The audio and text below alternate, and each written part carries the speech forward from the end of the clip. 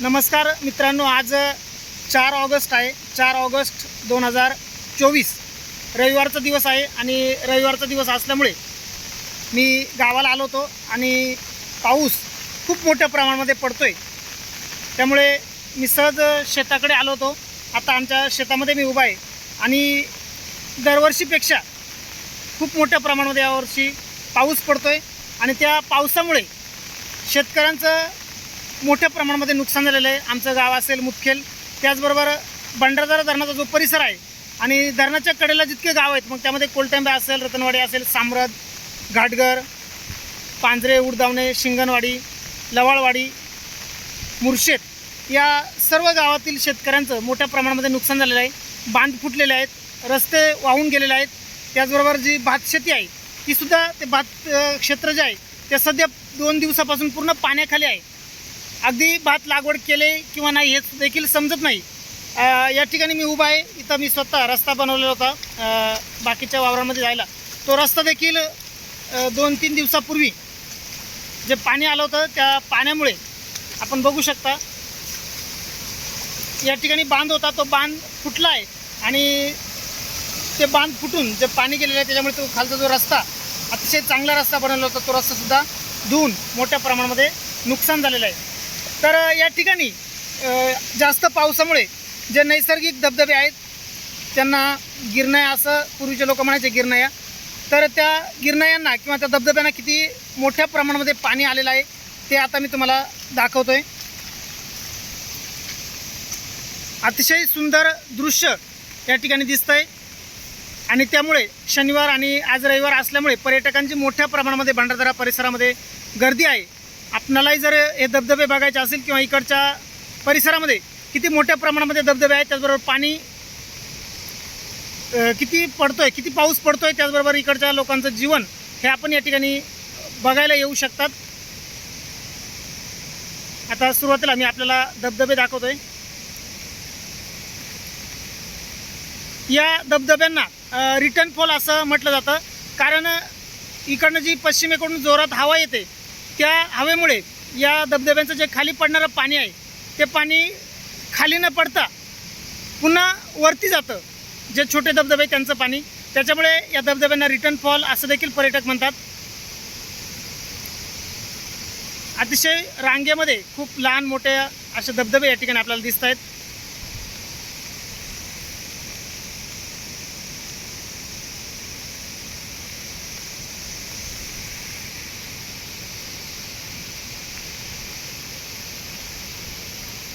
पाऊस आता सध्या सुरू आहे त्याच्यामुळे व्हिडिओ काढायला थोडासा प्रॉब्लेम होतो आहे. या ठिकाणी एकदम माझ्या समोर जो डोंगर दिसतो आपल्याला, त्या डोंगराच्या पाठीमागे किंवा मागच्या बाजूला एक उंच डोंगर आहे. तो एक मोठा पाबरगड म्हणून तो किल्ला आहे.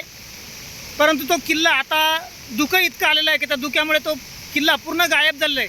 आत्ताच 2 मिनिटापूर्वी तो किल्ला दिसत होता, त्यामुळे मी शूटिंगला सुरुवात केली. परंतु लगेचच इतकं धुकं आलेलं आहे की तो किल्ला पुन्हा गायब झालेला आहे. पाबरगड असं त्याचं नाव आहे. अतिशय सुंदर असा देखणा किल्ला आहे. परंतु कदाचित धुकं जर गायब झालं तर पुन्हा आपल्याला तो किल्ला मी दाखवतो.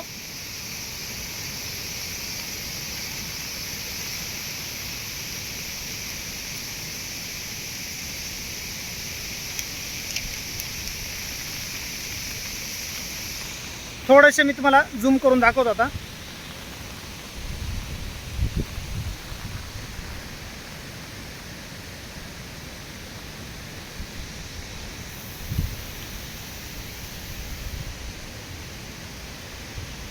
आणि हे धबधबे बघायला पर्यटकांची खूप मोठ्या प्रमाणामध्ये आज इकडे गर्दी झालेली आहे.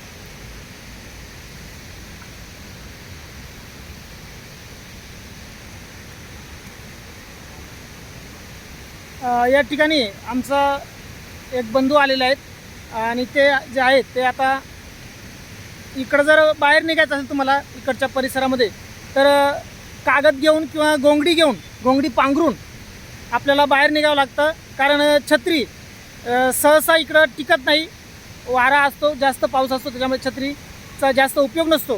तिथं आमचे एक बंधू आलेले आहेत, त्यांच्याकडे मी छत्री दिली होती, छत्री घेतो आणि त्यांना विचारतो की हा पाऊस किती दिवसापासून आणि इतक्या मोठ्या प्रमाणामध्ये सुरू आहे. कैलास इदे म्हणून त्यांचं नाव आहे आणि त्यांना विचारतो. आता बघू शकता ते या ठिकाणी आलेले आहेत आणि पाऊस इतका आहे की या जास्त पावसामध्ये बाहेर पडायचं म्हटल्यानंतर अशा पद्धतीनं एक कागद घेऊन तो व्यवस्थित पांघरून आणि नंतरच आपल्याला बाहेर पडता येतं, किंवा एखादी घोंगडी असते ती घोंगडी घेऊन आपल्याला बाहेर पडावं लागतं. त्यांनाच विचारू कधीपासून पाऊस पडतो हा? आज 2 तारखेपासून असाच आहे का आज? हा, परवापासून? कालपासून जास्त. अच्छा, मागच्या वर्षी असाच पाऊस होता का? मागच्या वर्षी कमी होता, कमी होता याच्यापेक्षा. यावर्षी जास्त आहे. पूर्वी पडायचा असं पाऊस पडतो. म्हणजे पूर्वीच्या काळी पाऊस पडायचा या परिसरामध्ये. मध्यंतरी काही प्रमाणामध्ये पाऊस कमी झाला होता, पडायचा, परंतु थोडंसं प्रमाण कमी होतं. परंतु यावर्षी खूप मोठ्या प्रमाणात हा पाऊस पडतोय असं ते स्वतः आपल्याला या ठिकाणी सांगतायत. तुमच्याकडे जे जनावरं आहेत ते चारायला वगैरे तुम्ही कुठं नेता? ते आता सध्या घरात बांधलेले होते. घरातच बांधले, म्हणजे जनावरं सोडायला चान्स नाही? नाही, चान्स नाही, पाऊस जास्त आहे. पाऊस जास्त असल्यामुळे. अच्छा, शेताची पण बरेचसे नुकसान आहे. शेताची पण नुकसान झालेलं. काय झालेलं आहे? बरेचसे बांध फुटलेले होते, भातं दडपली होती, हां पाण्याखाली भातं गेली होती. हां. अच्छा, भंडारदरा धरण पूर्णपणे भरलेलं आहे? पूर्णपणे भरलेलं आहे. हो, भंडारदरा धरण जे आहे पण सोडलेलं आहे. हां, पाणी पण खाली सोडलेलं आहे आणि रंधा फॉल जवळ तर खूप मोठ्या प्रमाणात आपण पाणी आलेलं आहे. इथून काही प्रमाणामध्ये धरण दिसतंय, मी तुम्हाला दाखवण्याचा प्रयत्न करतो. मध्ये झाडं असल्यामुळे इतक्या स्पष्ट प्रमाणामध्ये दिसणार नाही, परंतु इथून लगेचच इथं धरण दिसतं आपल्याला. हे धरणाचं पाणी पूर्ण धुकं असल्यामुळे या ठिकाणी जास्त स्पष्टता नाही आहे, परंतु धरण 100% भरलेलं आहे आणि त्यामुळे जे स्पिलवे गेट म्हणतात त्या स्पिलवे गेटला तिथून पाणी सोडलेलं आहे खाली प्रवरा नदी पात्रामध्ये. पुन्हा एकदा गिरणाया बघूया आपण. हां, आता धुकं गेलेलं असल्यामुळे आपण तो पाबरगड, मी तुम्हाला म्हटलं तो पाबरगड आपण बघू शकता. हां, हा जो पाठीमाग दिसतोय उंच डोंगर तो पाबरगड आहे.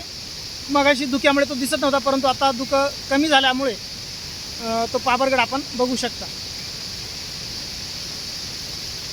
तर धन्यवाद. आपण या ठिकाणी जर या धबधब्यांचा आपल्याला आनंद घ्यायचा असेल, या परिसरामध्ये फिरायला येत असेल तर आपण जरूर शनिवार रविवार येऊ शकतात.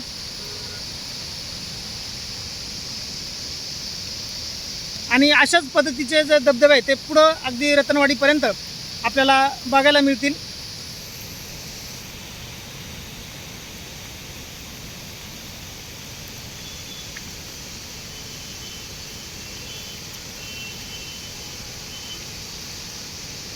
हा या ठिकाणी अत्यंत मोठा असा धबधबा आपण बघतोय.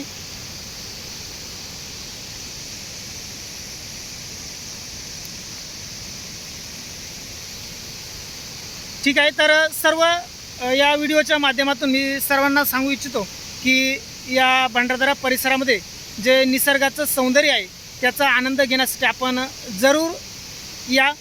त्याचबरोबर येताना आपल्यासोबत गाडीमध्ये छोटीशी कचराकुंडी आणा, कारण इकडं जे पर्यटक येत आहेत त्या पर्यटकांमुळे जे कचऱ्याचं जे प्रमाण आहे, प्लॅस्टिकचं प्रमाण आहे ते हळूहळू वाढतं आहे. पर्यटक ज्या रिकाम्या बाटल्या आहेत त्या बाटल्या रस्त्याला किंवा रस्त्याच्या कडेला जे शेतं असतात, वावरा असतात त्या शेतामध्ये टाकून देतात. तरी आपण कृपया सर्वांनी पर्यटनाचा आनंद जरूर घ्या, निसर्गाचा आस्वाद घ्या, निसर्गामध्ये फिरा, भटकंती करा, परंतु कचरा किंवा प्लॅस्टिक आपल्याकडून होणार नाही, पर्यावरणाची हानी आपल्यामुळे होणार नाही, एवढी काळजी मात्र सर्वांनी घ्या अशी मी सर्वांना विनंती करतो. आणि हा व्हिडिओ या ठिकाणी मी थांबवतो आहे.